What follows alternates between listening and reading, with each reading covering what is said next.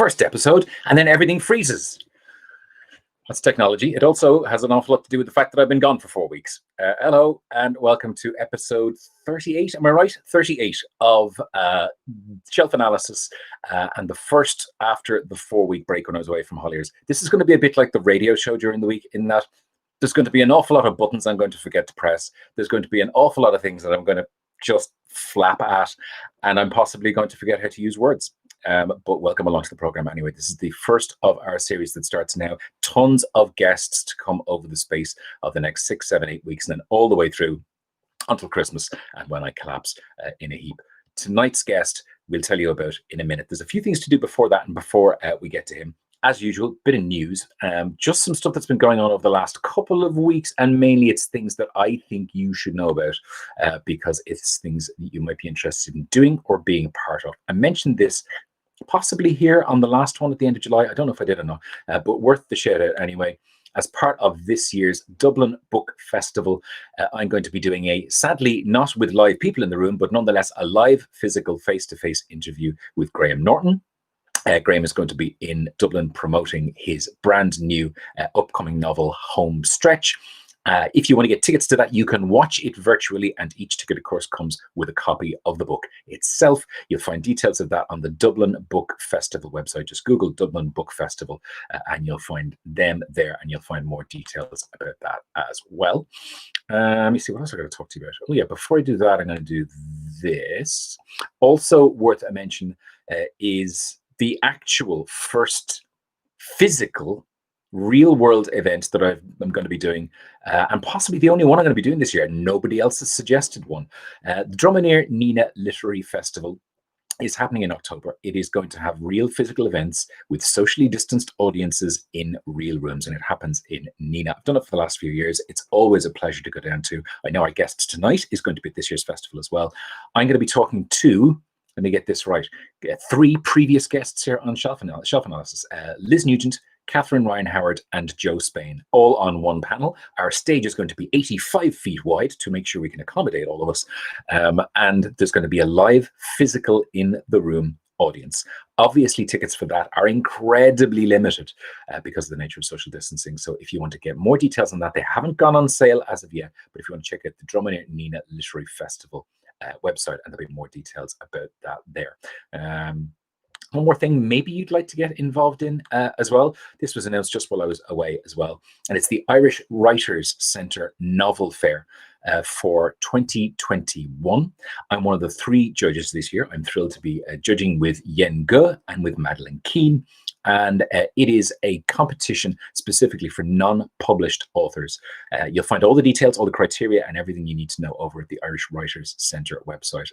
I'm thrilled to be one of the judges for this year. If you'd like to get involved, if you're a writer, somebody who thinks you haven't quite made that jump and that this might help you, you'll find all the details at the Irish Writers' Centre website there as well.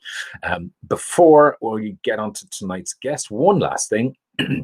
I did stick this up on social media during the week. Maybe you've seen it already, maybe you haven't.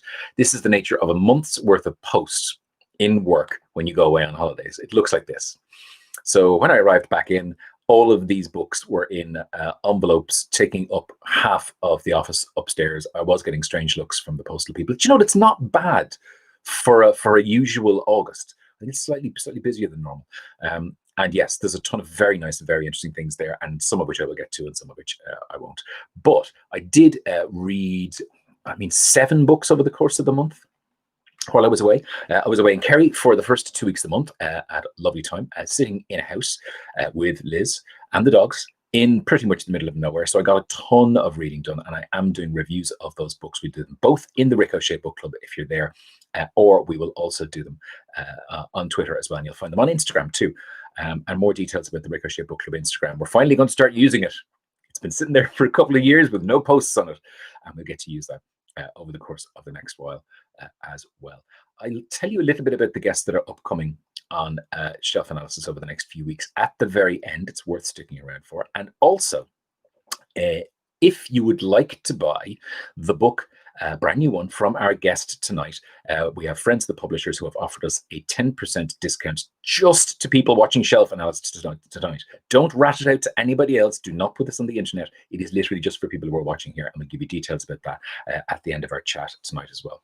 I'm glad that this has worked out the way it has, because the first book I read when I was away on holidays was the brand new novel from one of my favorite authors. You will know he's one of my favorite authors because I rattle on about his stuff all the time. I've done a few events with him over the course of the years. His brand new book is called Strange Flowers, and it is, and I don't say this lightly, one of my favorite of his books. I think it's my second favorite of his book. I'm not going to tell him which is the first one either, because that then it starts like picking children. It's not great. It is, I'll let him tell you about it. But when I came away, it's always that thing of when you have a writer whose work you like so much and you've got such incredibly high standards for them, you read one of their new books kind of through your fingers. And this was an absolute home run for me. So it is my pleasure for the very first time here, if not in the real world, to say hello, fingers crossed, press this button and say hello to Donal Ryan. How are you? Hi, Rick. How are you doing? I am all right. It's lovely to have you on the program tonight. It's strange doing it this way, because normally you and I would be doing this in a room full of people somewhere around the country. Was it Listowel a couple of years ago? Was the last time you and I did an event? That's right. 2 years ago, I think, Rick. Yeah, it's great. And I must say it's great to be here. And great to hear actually you'll be in Nina in my hometown for the Drumineer Festival. It's because it's a great festival, and Ger McNulty and the committee just do such unbelievable work. And it's getting better and better every year. And I'm so happy I will be there live actually in the Arts Centre. Yeah, there's something brilliant about, and maybe I'll ask you about how things have been going up until now, but something brilliant about the idea of people getting in contact and saying, would you like to do something with a real group of people in front of you, as opposed to a load of these, which certainly I've done over the last few months for festivals. Maybe tell us a little bit about how all of this has treated you since March. How has it been for you work-wise, personally? How have you been dealing with all of this? Well, I can't complain. I mean, it's been so horrific for so many people, but we switched over to online teaching at UL with no real trauma. It went fine. And I guess it was hard on students, not being able to come to lectures, and it's different. Everything's different online. It takes a bit of adjusting, but it's been fine. I got a bit of writing done, not as much as I thought I would, but I got a novel draft finished, and generally I was very boring for the whole thing. I did a lot of running, and even talking about it just sounds like so exciting that it's not even worth discussing, to be honest. But I just feel I got away with it, to be honest, because it hurt so many people, in so many awful ways, and so I feel kind of guilty even saying that it was fine, But we've been surviving. Please God, it'll be over soon. What I find interesting for me is that you have grown probably the greatest lockdown beard I've ever seen in history. And I have never known you to be bearded. And to be honest with you, it adds a whole sense of gravitas to you. It gives your face a whole other shape. Well, I have to admit, it's only because Anne-Marie wanted it. She wanted me to grow a beard. And I think when it comes to a beard, the only person whose opinion matters is your spouse or lover, Yeah. And so as long as she's happy with it, it's staying.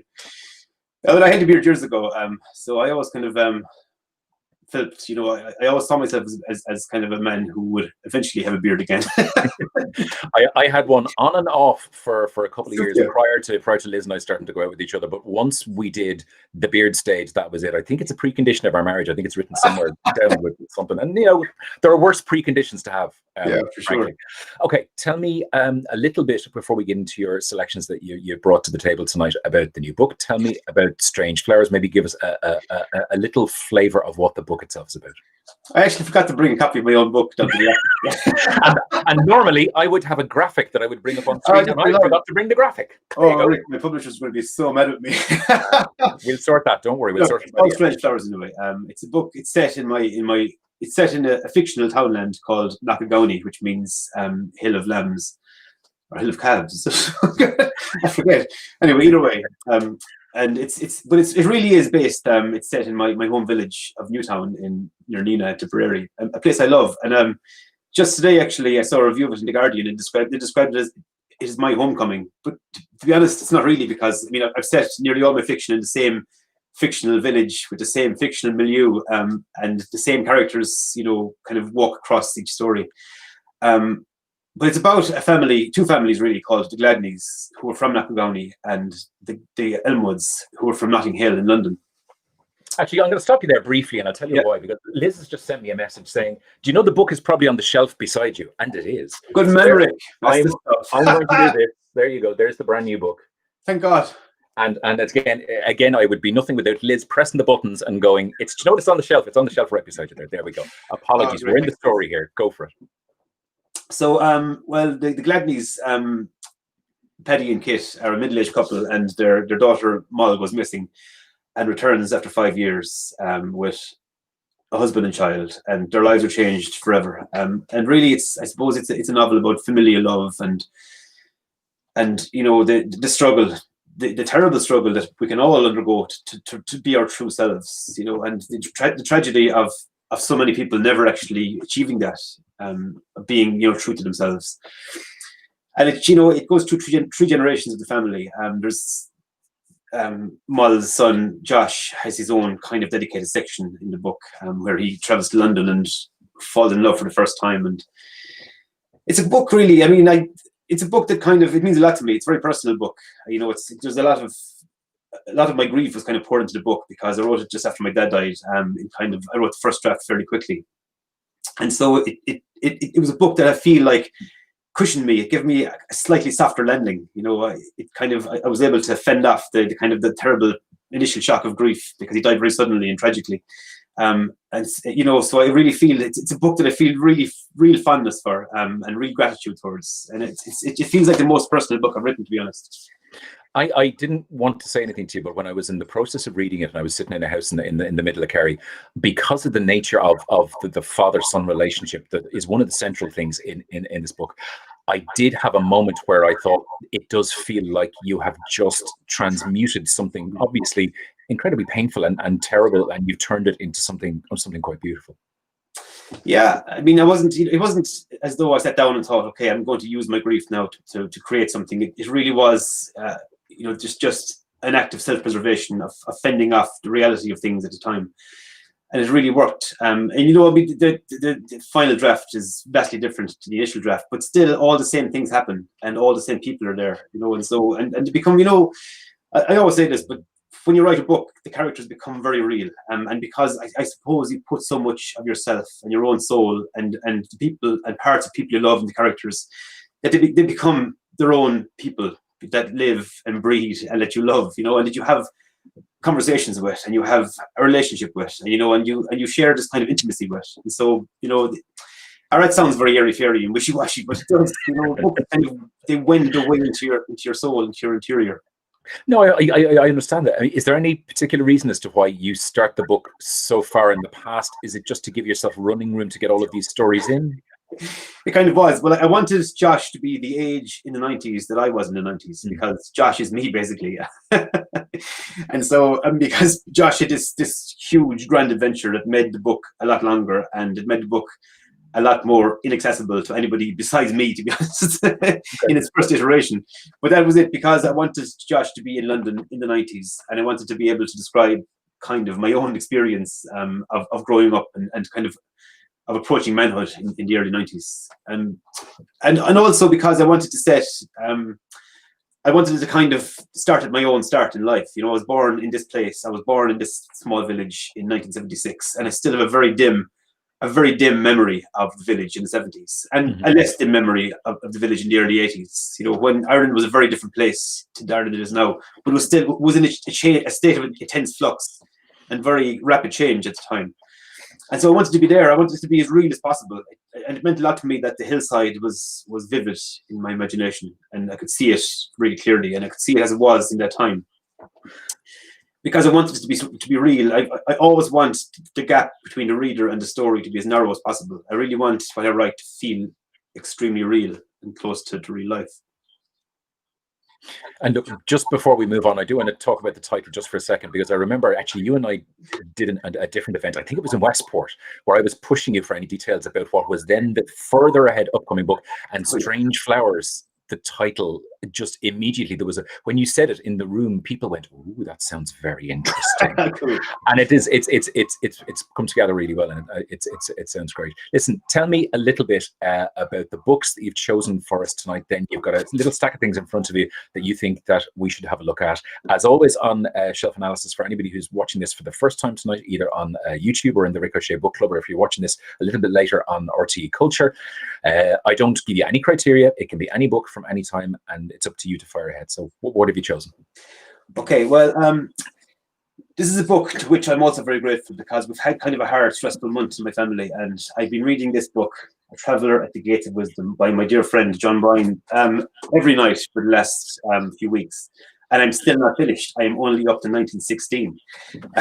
And it's just, I really want it to last. I'm literally going a page a day now, because it's such a great adventure of a book.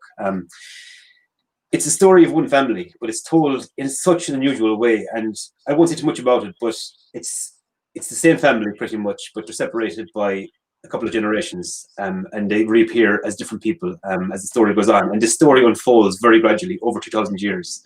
It's the same souls, basically, in different bodies.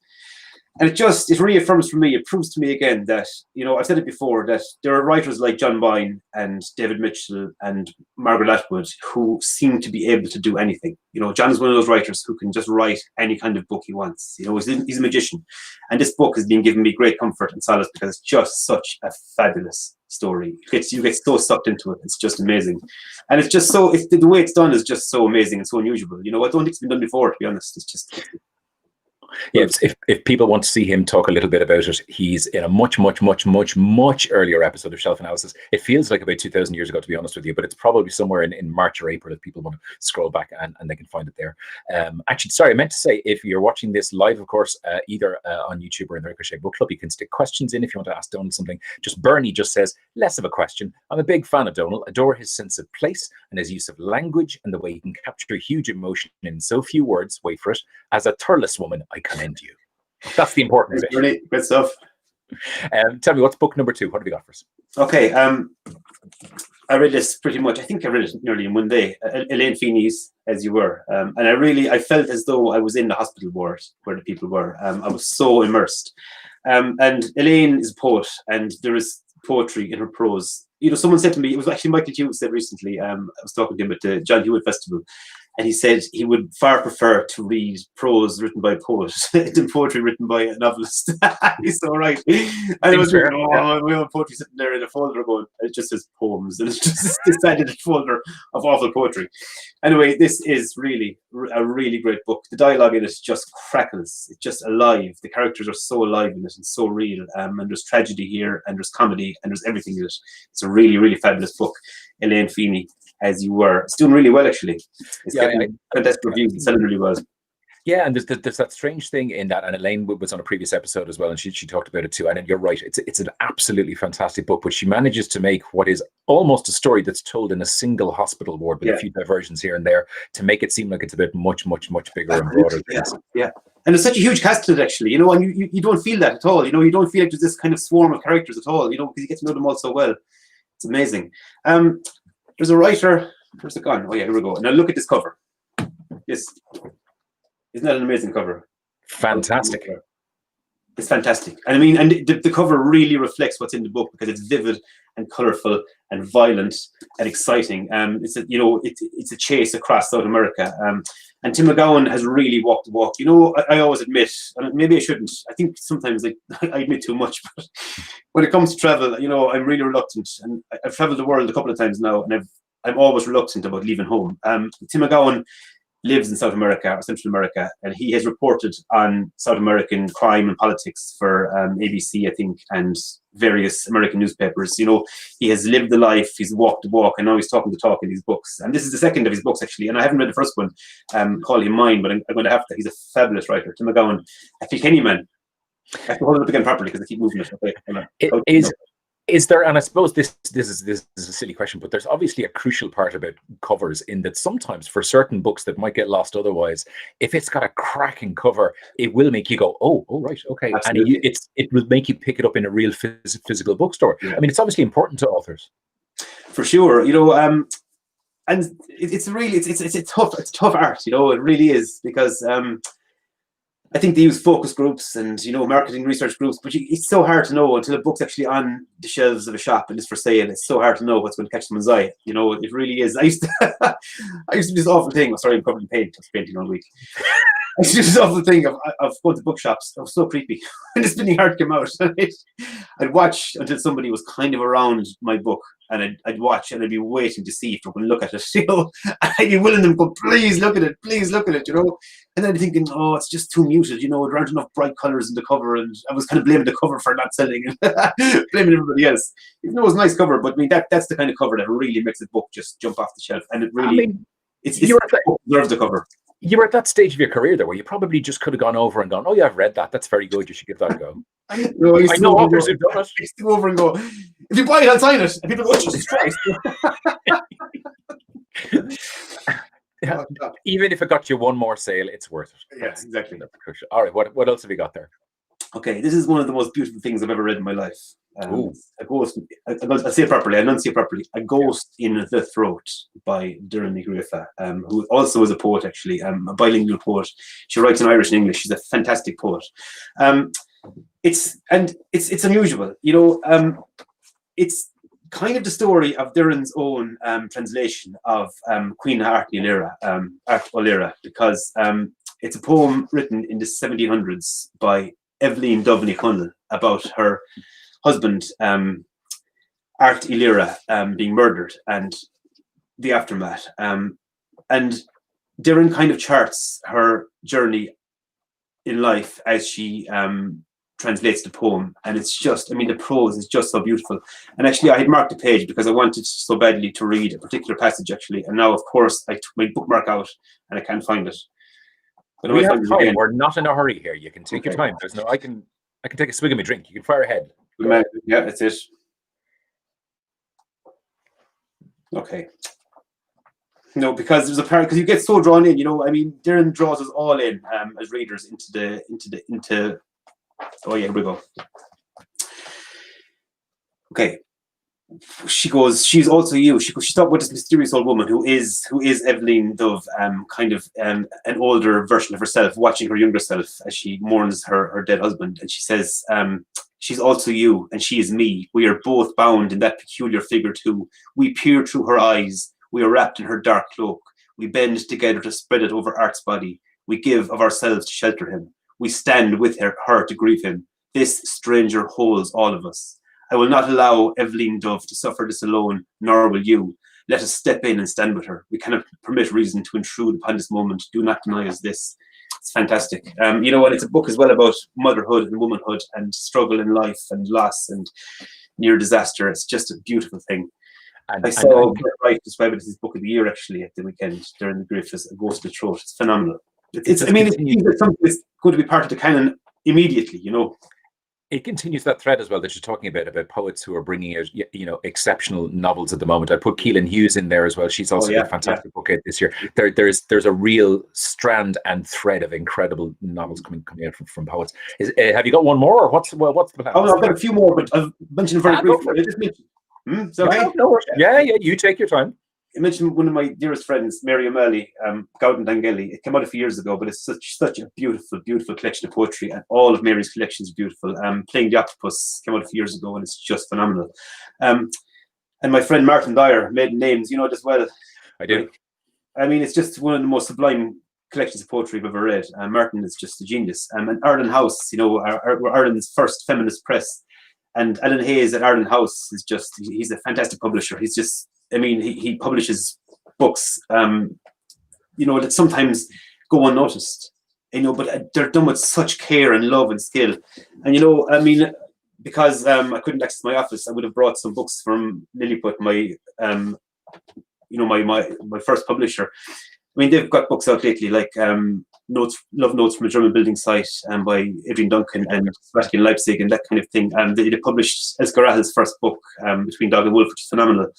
You know, there are these small indie presses there that are doing phenomenal work. You know, it's amazing. Can I just mention another book here? Actually, I always wonder, and it seems very unfair to ask the question, but you and I think you and I had a very early conversation about Martin Dyer, because I'd had him on the poetry program at the time. This is probably 4 or 5 years ago, maybe when the collection came out. And I remember having a conversation with him maybe about a year later saying, is there a novel in you? And he said, there might be. And I just haven't, I don't want to ask him. I saw him quite recently at an event I was doing, and I didn't want to ask him about it. So maybe if you're watching, Martin, Come on, Martin, finish the novel. Actually, I think I won't say too much, actually, but I know things. I bet you do. There are some books that this sounds terrible now, but there are some books that make me really jealous because they make Anne-Marie make certain noises in bed, and that's not half as dirty as it sounds. But evening, Anne-Marie. The kind of sighs of pleasure as she reads, and because when it comes to Anne-Marie reading books, the crazily jealous teenage boy in me comes out all the time. I want her to just love my books and to hate other books, even though I love talking to her about books that we're reading that we both love. But it happened to be with, Carl Geary's Montpellier Parade, a fantastic book, and I felt really jealous because Anne-Marie loved that book so much, and it seemed to love Carl so much. It turned out Carl was a male model and an actor and a really handsome guy as well, He's also a lovely guy, so it was fine. And it happened again with Kit Duvall's book, My Name is Leon. And then again with Kit Duvall's Sporting Cast, which is a phenomenal short story collection based on her peripheral characters. And this book, The Girl with the Louding Voice by Abi Dare, set in Nigeria. And it's just written in this beautiful and really funny, dramatic voice. And it's a really sad book. And it's a story of exploitation and abuse and trafficking and slavery. And, a girl being married off to an old man and then kind of sold in secret to a family to be a slave, but it's still so funny. And that marriage of humor and tragedy is so hard to get right, and it's just a fabulous book. And I love the dedication in this book, actually, to my mother, Professor Teju Samoran, not just because you were smart and beautiful and became the first female professor of taxation in Nigeria, but also because you made me see the importance of education and sacrifice so much for me to get best of it.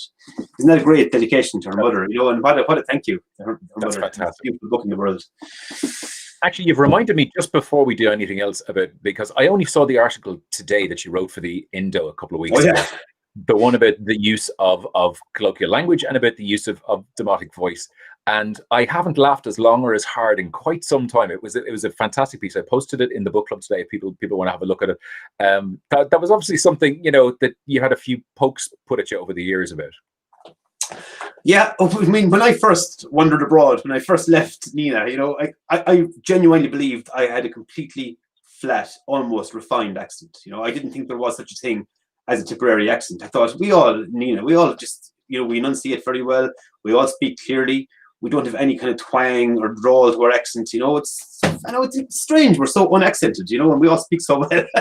And then, I left Nina and nobody had a clue what I was saying.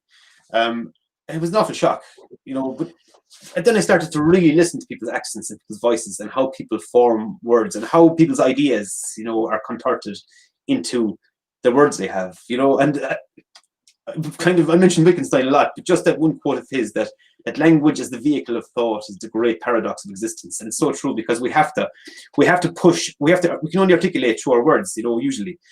And so we have to kind of push our experiences into the words available to us. And that's why other forms of communication are so powerful, like art and music and song, because words can fail us so quickly and so easily. Mm-hmm. But the way we express ourselves, the tumult of ways we express ourselves in Ireland especially is just fantastic. I mean, and the way in a small area from road to road, there might be a colloquial phrase that's alien to the road a few miles away. And, a townland to townland, a townland is a small area. A townland can be a couple of fields, but still a townland can have its own particular way of saying something that the next townland won't have. It's just amazing and beautiful. But I remember, one of my worst, I know I'm always telling stories of being kind of a little bit picked on. But I remember one of my worst writing days one of my worst days as a writer was when I went to a festival and I met a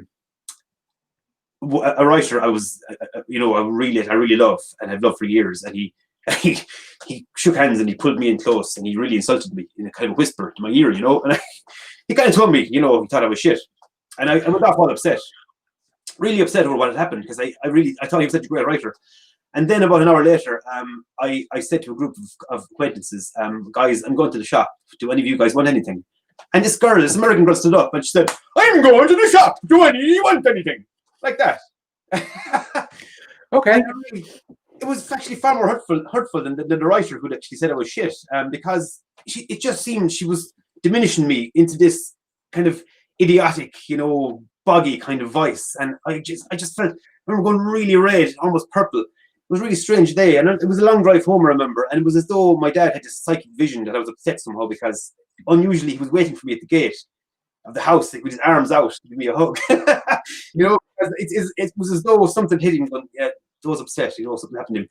It's a horrible day. But anyway, I thought to myself that day, I'm never going to mimic anybody unfairly. I'm always going to try my best to get voices right, because if somebody is careless about expressing somebody else's thought, speech patterns on the page, it can be really insulting. Just the way that girl really insulted me by, lampooning my voice, basically, and the way I speak, and the way I form my words and form my sentences. So I really, really am determined to always get that right, as much as I can.